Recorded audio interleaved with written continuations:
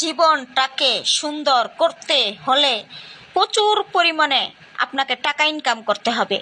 এই সমাজে যার টাকা আছে তার দাম আছে, যার টাকা নেই তার কোনো দাম নেই।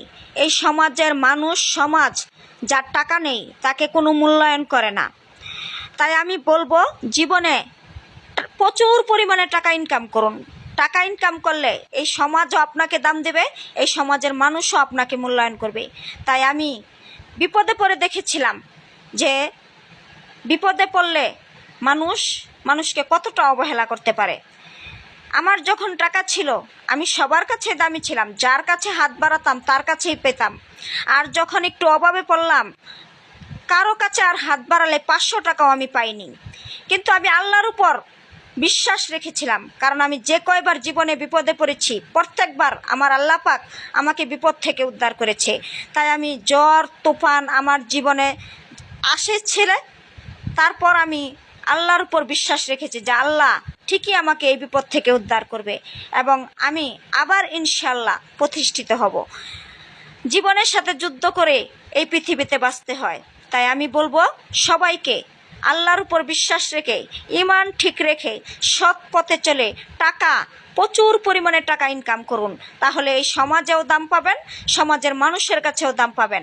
আমি আল্লাহর উপর সবসময় ভরসা রাখি যে আল্লাহ পাক একজন আছেন, তিনি আমাকে সব ধরনের বিপদ আপদ বালা মুসিবত থেকে উদ্ধার করবে।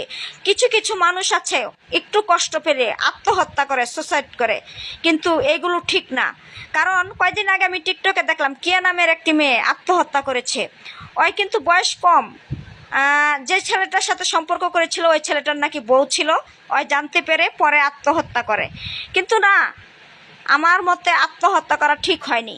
কারণ তোমার ভাগ্যে আল্লাহ পাক হয়তো এর চেয়েও ভালো ছেলে রেখেছিল।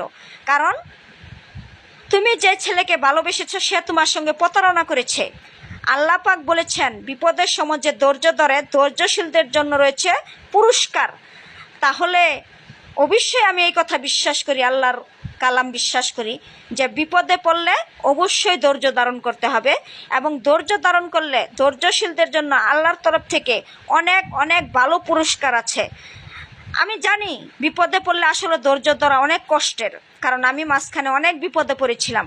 তখন নিজেকে কন্ট্রোল করতে পারছিলাম না যে আত্মহত্যা করব, বিষ খাবো, ফাঁসি লব, না পাগল হয়ে যাব, না ব্রেন স্ট্রোক হবে, আমার কী করব না করব আমি ভেবে পাচ্ছিলাম না। দরজা জানালা বন্ধ করে নীরবে একা একা দিনের পর দিন রাতের পর রাত আমি কান্না করেছি। কিন্তু আল্লাহ পাক ঠিকই 3-4 বছর পর আমার সমস্যা সমাধান করে দিয়েছে। এজন্য আল্লাহ পাকের প্রতি আমি হাজার হাজার শুকরিয়া জানাই।